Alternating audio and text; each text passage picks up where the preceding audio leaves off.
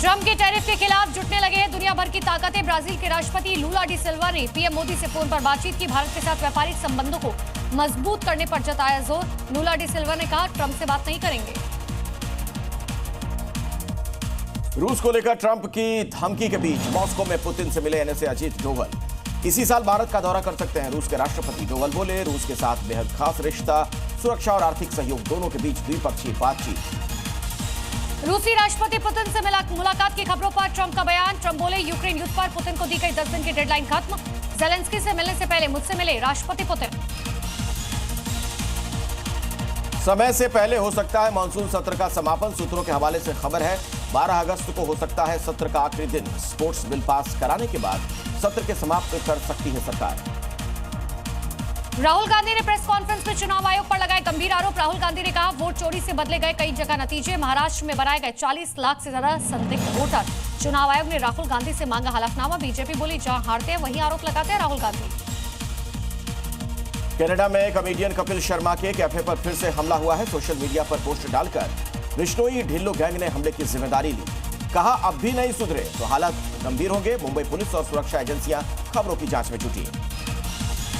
लद्दाख के कारगिल में फिलिस्तीन के समर्थन में विशाल प्रदर्शन। सड़क पर हजारों की संख्या में उतरे लोग। दुनिया से गाजा में हो रहे नरसंहार के खिलाफ साथ आने की अपील की। फिलिस्तीन की आजादी के लगाए नारे।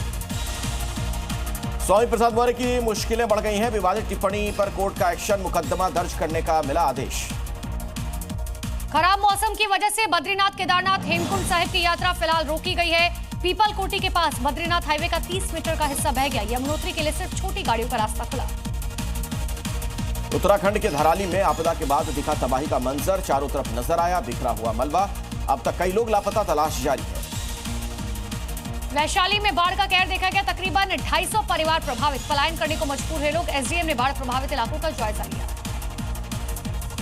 नालंदा में चारों ओर दिखा पानी का कब्जा। खेतों में लबालब भरा पानी, फसलों को पहुंचा भारी नुकसान। 24 से ज्यादा मोटर पंप के जरिए पानी की निकासी। हैदराबाद के कई इलाकों में भारी बारिश। सड़कों पर कई फीट तक भरा पानी। सैलाब के तेज बहाव में बह गया बाइक सवार। बिहार के खगड़िया में भी खतरे के निशान से ऊपर बह रही है गंगा नदी। निचले इलाके में भरा पानी, आने जाने में लोगों को दिक्कतें हो रही हैं। हापुड़ में भी गंगा नदी का जलस्तर बढ़ने से गांव में भरा पानी। बाढ़ जैसे हालात बने। बाढ़ से निपटने के लिए प्रशासन ने तैयारियां पूरी की।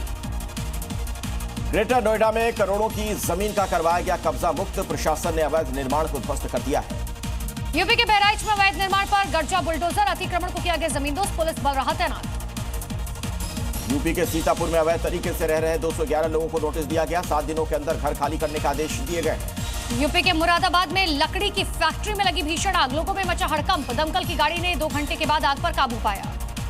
एमपी के बैतूल में मॉल में लिफ्ट गिरने से बड़ा हादसा। 13 लोग घायल, 6 लोगों की हालत गंभीर। मौके पर मची अफरा तफरी।